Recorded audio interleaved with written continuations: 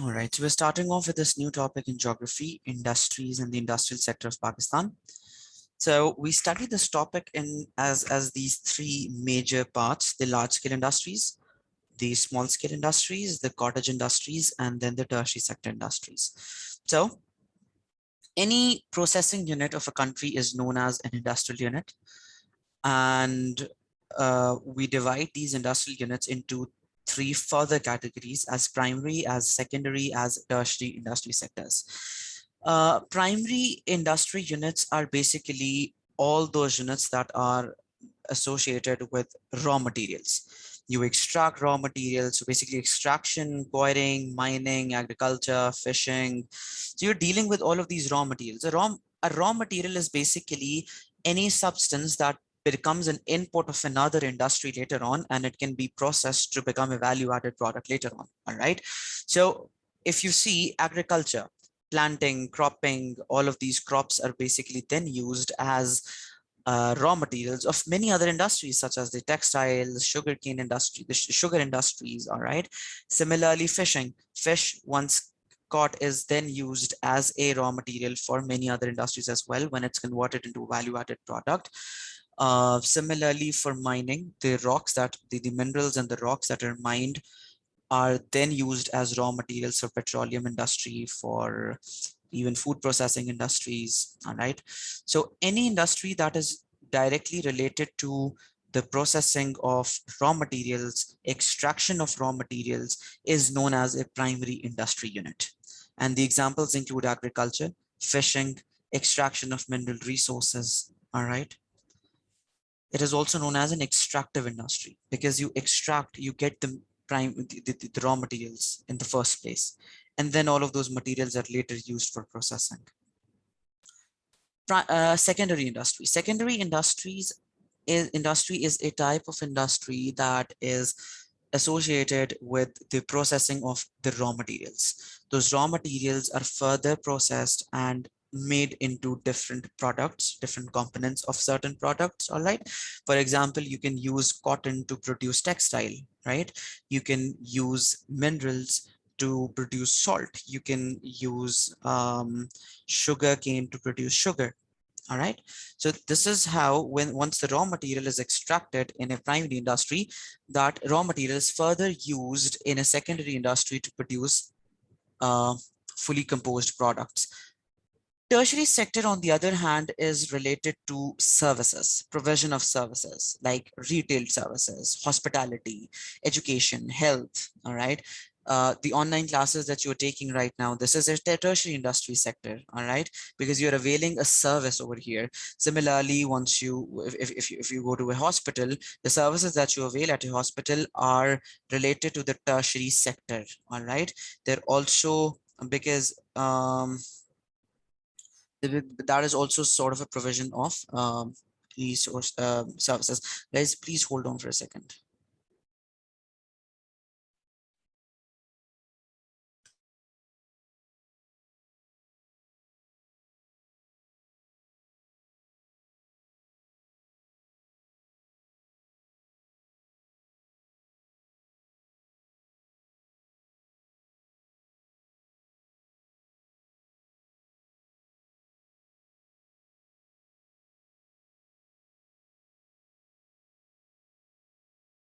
Guys, was the meeting ID working fine for all of you, the link and the ID? Because some students are facing trouble joining the class today. Please let me know if it is working fine. Anyways, And sir, your voice is also not clear. really? Is my voice not clear for everyone here, guys? It's clear, sir. It's clear for Sir, it's you? lagging. It's lagging. How many of you cannot hear me clearly? Adil, I think most of the students can hear me clearly, so you can maybe check your internet connection. Okay. All right. Okay. So guys, primary, secondary, and tertiary industries. We're done with the explanations. You guys can expect questions on these industries. All right. 2 to 3 mark questions. You should also know examples. Primary industries are all the agriculture, fishing, mineral extraction industries. Secondary industries mein, when all these primary the extracted materials from a primary industry are used for further processing, such as a sugar industry, textile industry, steel mills, all right. All of the other manufacturing industries are secondary sector industries. Tertiary industries are service related, hospitality management, schooling, education, tourism, development. All of these industries basically are the tertiary sector industries. And then we further categorize these industries onto their individual components, maybe heavy industries are all those that are related to the production of these heavy materials, for example, machinery, technology, steel mills. Capital intensive industries are all those that require a great amount of capital to be invested initially, all right. But I'm going to just skip these names because they are irrelevant to your syllabus here. You won't be asked to name or define any of these industries. Market oriented kya hoti hai, labor intensive kya hoti hai. You don't have to just go through these. Generally, yes, you should know. I mean, you should know, I mean, by just looking at the name, a labor intensive industry itself, it's pretty self-explanatory that it requires a lot of labor. It is mostly a manual, less automatic, all right. So, okay. Factors influencing the location and development of an industry. So now, for example, think of yourself as an investor. Before we move on to this topic, I want you guys to, I want to have a discussion with all of you over here. Think of yourself as an investor and imagine that you want to set up an industry in Pakistan. You can choose any of the industries, and we're talking about secondary sector over here, all right. So any industry from a secondary sector, that could be a sugar industry, it could be a textile industry, it could be a steel mill, anything at all.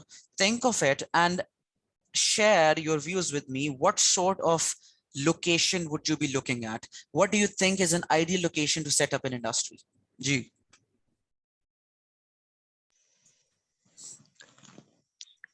A plain land. Okay, a plain land, right? Near a place with a lot of resources, Such like as commercial areas, where commercial we can find a lot areas. of raw material. If we are, for example, Mhm. if we have a sugarcane industry, so near those farms, near the raw material. Absolutely. So you need to have an easy access to the raw material as well as markets to sell your products. Okay, yes, I have another answer for raw material. That is right. Anything else, guys? Road and railway connections. Connectivity is very important. That area must be connected to all of these transport infrastructure. You should have roads connected to that area, railways. You should have air, land routes easily available. All right. And why do you think connectivity is very important? To transport the materials, For finished products. transportation, for efficient delivery of the demand says, yeah, you're right. Guys, first of all, to bring the raw material to the site and then to take the finished products to the markets. All right. This is why an efficient transportation system is very, very important. All right. Now let's look at the natural factors that you would be taking into account while establishing an industry. A well-drained land, you need a flat land, it should be cheaply available, all right. Moderate climate, yeah. Human factors, you need capital is the initial investment that you're going to need in order to set up an industry. Labor, you need people to work for you need raw material, power supply, infrastructure, efficient transportation. Industrial states, guys, when you come to industrial states later on, for now just know that industrial states are sort of these industrial zones established by the government to facilitate the investors and the industries. Okay, we're going to get into the details of industrial states later on. Government policies should be favorable. Why do you think we need favorable government policies for an industrial zone or an industrial sector, guys? And what sort of policies are we talking about here?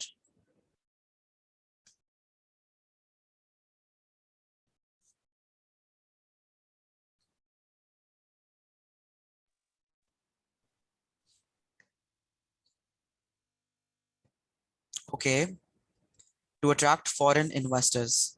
Yes, policies that could provide incentives to the investors, so they could be attracted and they could invest in the country more. Anything else? Government can provide us loans. Loans, absolutely. Funding, initial funding, so the people could easily set up the industries. They could invest more and more. Yeah. For favorable policies to expand. Yeah. They should, security, political stability is important. All right. That is fine, guys. So this is all you need for a to set up an industry. Okay. And then every industry has its own processes. All right. The processes are very specific to the types of industry, the types of industries. All right. And obviously the outputs as well. So we're going to skip this very general web over here and we're going to move on to the specific industries now. So we're talking about the large scale industries of Pakistan. Sugar industry is the one of the biggest industries of the country. And why? Because Pakistan, being an agro economy, has a very good production of sugarcane. Guys, have you been to sugarcane fields? If you guys would have traveled through these Punjab plains, the upper and lower Punjab plains to the areas of Sindh via GT Road, you would have seen these sugar fields. That is basically this basically explains how well Pakistan, how self-sufficient we are in terms of the sugarcane growth. And this is why sugar industry is a booming industry in Pakistan, because we produce this raw material ourselves. All right. So Pakistan has these 78 sugar plants. 40 of these are in Punjab, 32 are in Sindh, and 6 are in Khyber Pakhtunkhwa. All right. This is, you see, you'll not see these many plants of any other industry in the country. The first reason is that because most of these plainer areas of Sindh and Punjab are ideal for agriculture. Okay. It is easy to develop these sugar mills and sugar plants near the fields. So why do you think, guys, it's preferable that these plants should be developed near the fields? Because the crop begins to lose all of its moisture and sugar content. That is one reason, because sugarcane starts to lose its sugar content. This is why the sugar mills must be pretty near to the field, so it's easy. So it's more accessible. Anything else? Is there any other reason? It is bulky to transport. It is a bulky transport, and I mean, how would that affect the distance between the farm and the mill?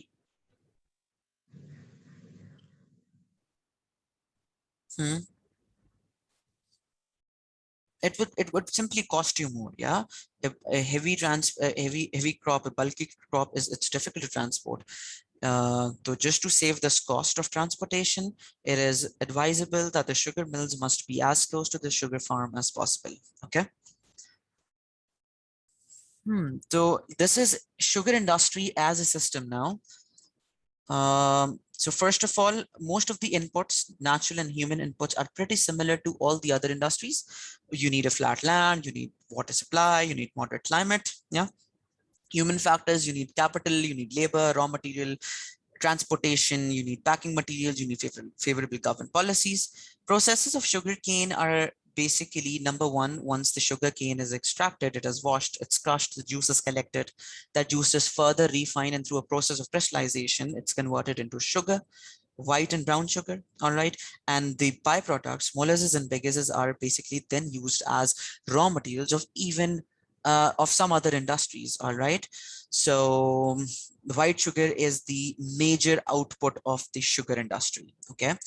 So these two byproducts can be used as paper, as chipboard, as animal feeds, as for the generation of electricity, because bagases are the residues left, the leftovers when this juice is extracted from the sugar cane. All right.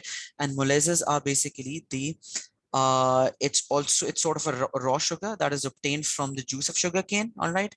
And it's also used in the chemical industry. It's used for the production of alcohol, for fuels, for synthetic rubbers, animal feeds. All right.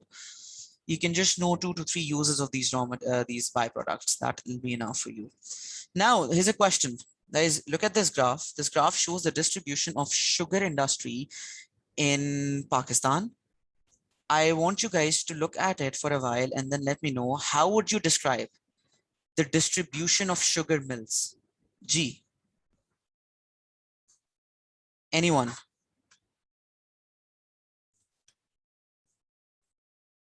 Sugar mills की distribution को हम कैसे describe करेंगे? You need to refer to the graph. Along the river. That is a very vague statement. How would you elaborate it further?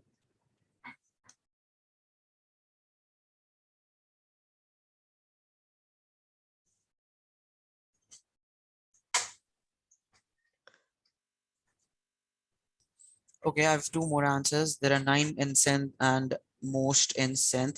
Okay, that is somewhat correct, but do you guys still think that most of these are in Sindh? Abdul Rahman, do you think most of these are in Sindh if you start counting these sugar mills? 2, 3, 4, 5, 6, 7, 8, 9, 10, 11, 12, 13. I can find 13 to 15 in Punjab, by the way. They're more saturated in Sindh, yes. Yes, they're more close to each other in Sindh. They're more widespread in Punjab. They're near Faisalabad. Yes, Abdurrahman, you're right. They are near Faisalabad, near Karachi. There is no sugar mill in Balochistan. There's no sugar mill in extreme north. That is also right. Okay, guys. Don't start counting, please. Come on. You don't have to give these specific numbers. Okay, itne Punjab mein, itne KPK mein, because these graphs are just an estimate. They're not. They're not the, you could say, an क्या कहते हैं, an exact value. All right, so it is better just to refer to these locations generally. Number one, just as Myra was also saying, they're located near the rivers. So yes, you see the distribution. All of these sugar mills are around River Indus and its tributaries. Yeah, this is the first point. Guys, this question will be for maybe 3 to 4 marks. So if you come across such a question, you need to write 3 to 4 develop points for this explanation. Number one, we can say that most of these sugar mills are alongside the rivers. Okay? And you need to also develop this point. Why are they alongside rivers? What do you think of that? Okay, Abdurrahman says they're mostly in Sindh, many in Punjab, few in KPK, and none in Balochistan. Yes, that is a very good observation. But you'll also have to somewhat explain this now. Okay, why are they so saturated in Sindh? Why are most of these there in Punjab? Why is there no sugar mill in Balochistan? So instead of just summarizing all the information, just pick up one point, the one that you think can be developed very nicely, and then just develop it with a little detail. All right, just to say the first point that we're talking about here is okay, most of these mills are alongside the river Indus and its tributaries. So guys, why do you think they're alongside river Indus and the tributaries? Yes, you can also tell about the cities, by the way. Yes, the prominent things, and you can refer to these important cities. That is also that's going to count as an example, and it's very important to provide examples in geography. Yes. Gee, guys, nobody's answered the first question up the availability of water. Absolutely, because water is a raw material of the sugar industry. It's used for washing. It's used for the production of the sugar for crystallization.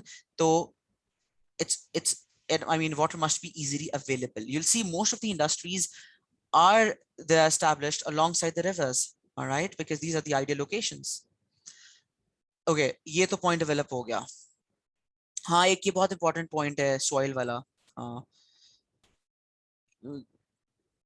Abdurrahman says soil is more fertile to grow good quality sugar cane, alluvial soil. Yes, guys, एक ये भी बहुत important point है. Why? Because we just talked about how the sugar farms must be close to the sugar mill. So obviously these sugar mills are close to the farms, the farm areas, and most of the farm areas are alongside the Indus plains, right? And the Indus plain is alongside the river Indus. Simple as that. इसीलिए the sugar mills are close to the rivers because the soil of that area is good for the production of sugar cane, and the mill has to be located alongside the farmland. तो I think बहुत काफी development हो गई इस point की. अगर आप इनमें से 2 पॉइंट्स पे लिख देते हो तो it's gonna be more than enough for just 1 point. Alright, हम अभी सिर्फ एक पॉइंट की डेवलपमेंट की बात कर रहे हैं. You still have 2 to 3 more points left to write. So let's talk about the distribution now. If we say that most of the okay, let's say that there's no mill in Balochistan, so how would you develop this point? Why is there no sugar mill in Balochistan?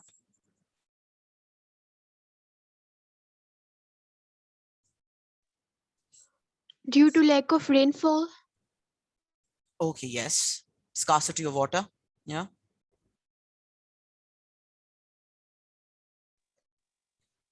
Barren And land. barren lands, less agricultural activity, lack of infrastructure. Yes, absolutely. You're right. You can summarize these reasons together to just develop this point that there's no mill in Balochistan. Guys, now let's look at the answer.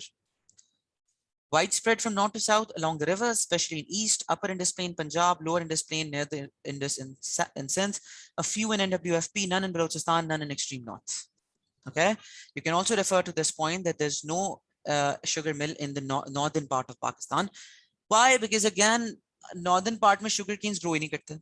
Weather conditions he different है. ठीक है. If you guys have got a chance to visit the northern areas, you would have seen कि वहाँ की crops होती different है. Sugar cane नहीं आप बहुत कम मिलेगा. अगर मिला भी तो वैसे नहीं मिलेगा. तो this is why, और वहां पे अगर मिल भी गया तो वहां पे इंडस्ट्री establish करना बहुत मुश्किल है.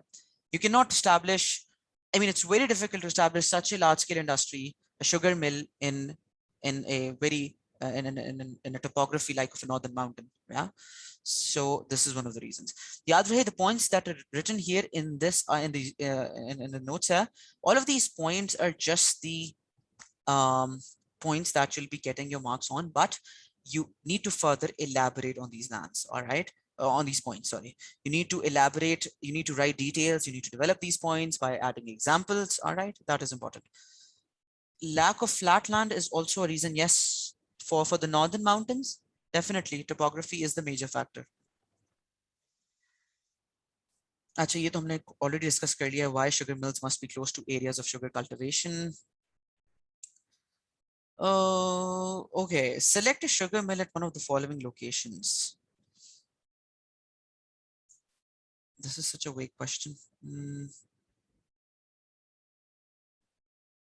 Acha. So given with these 4 locations over here, you need to explain, if let's say you pick up a location out of these 4, why do you think that is an ideal location for the production of sugar? Yeah.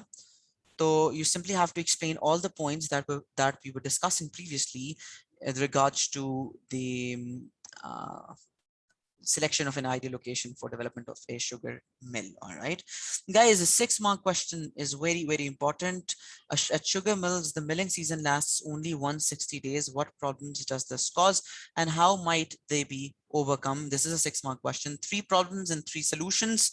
So because milling season is for 160 days, what sort of problems do you think, even if you develop a sugar mill, what sort of problems do you think will this industry cause for the country?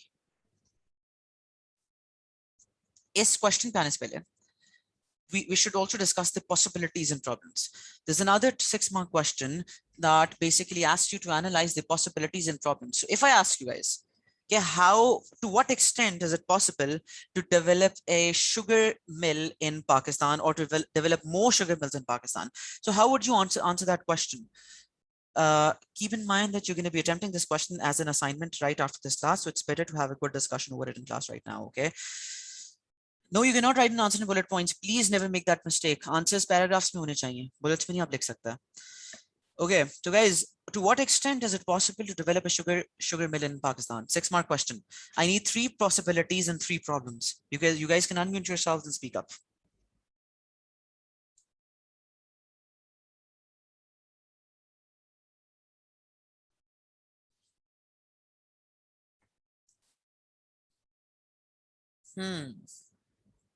या समझ ही नहीं आया या बहुत ज्यादा समझ आ गई है?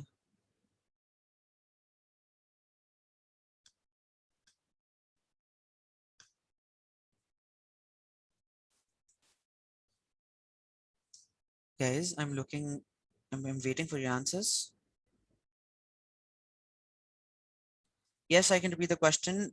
To what extent is it possible to develop a sugar mill in Pakistan? I can also send this question in the chat.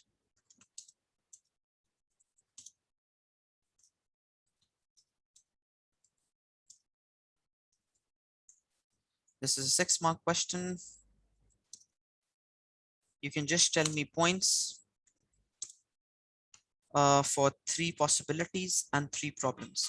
What are the possibilities of developing a sugar mill in Pakistan?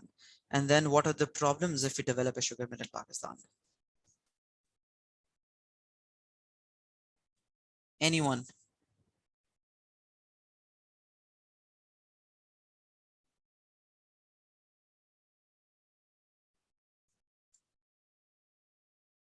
अब इससे मुझे 2 बातें समझ आ रही हैं। एक तो ये कि बिल्कुल भी समझ नहीं आई किसी को।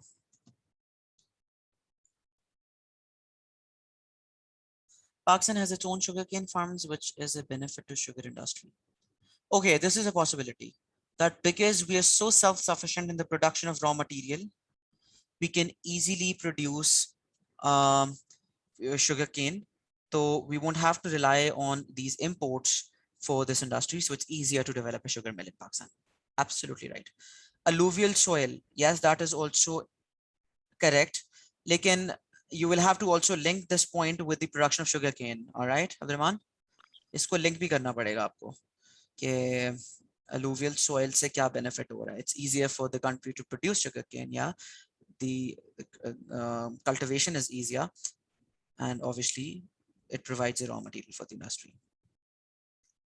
Experienced experts in such industries due to advancements in education. Yeah, that is also a point because the governments are focusing on the agriculture based on simply because we are an agro economy.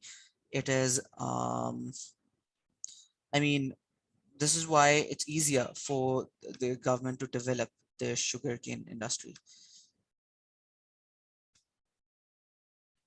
Acha. Okay, now we're done with these 3 possibilities. Let's discuss the problems here.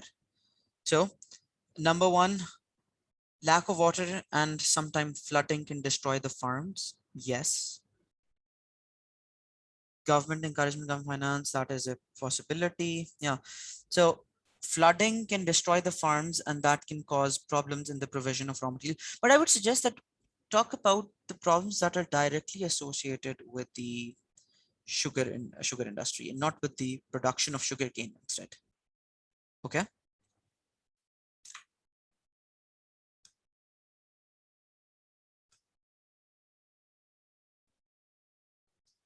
Do you guys, what are the problems now? Lack of finance, yes, that is right. Lack of security for investors. All the investors are hesitant, but why, guys? इसमें थोड़ा सा और explanation चाहिए होगी if you're writing that the investors are hesitant to invest. Why is that so? Change in government policies. What sort of policies are changing? थोड़ा सा इसमें details add करनी होंगी. But you guys are generally right. You can talk about all of these problems. Because our government changes so frequently, the policies keep on changing. So the investors don't have a solid reason, and the chances of loss are high. You're right about how the policies keep changing, but I would really suggest you that do not talk about how the government is changing. Government, I mean, because there's no evidence कि government कहाँ change हो रही है, तो इसीलिए just don't talk about that point. You can talk about the policies that because of the political instability in general, इस तरह से बात कर लो कि because of the political instability in country, it is difficult for the investors because the policies keep changing. Simple as that. All right. अब्दुलमान, मुझे याद नहीं है मैं किन 2 बातों के बारे में बता रहा था जब आप डिस्कनेक्ट हुए थे. We were talking about the possibilities. We're now talking about the problems. So let me know if you remember a point that you missed. I can explain that again. Okay. Lack of funding is also a problem. So yeah. So guys, generally, it's not say you need to write 3 problems and 3 possibilities. And then at the end, you need to also tell that, what do you think? Is it actually possible? Acha, now I want you guys to add your opinions to it. We've discussed all the facts, the possibilities of problems. What do you guys think now? Is it actually possible? Is it wise if the government invests more in a sugar industry? या किसी और चीज में कर लेना चाहिए? What do you think? Is it wise to invest in sugar industry? Hmm?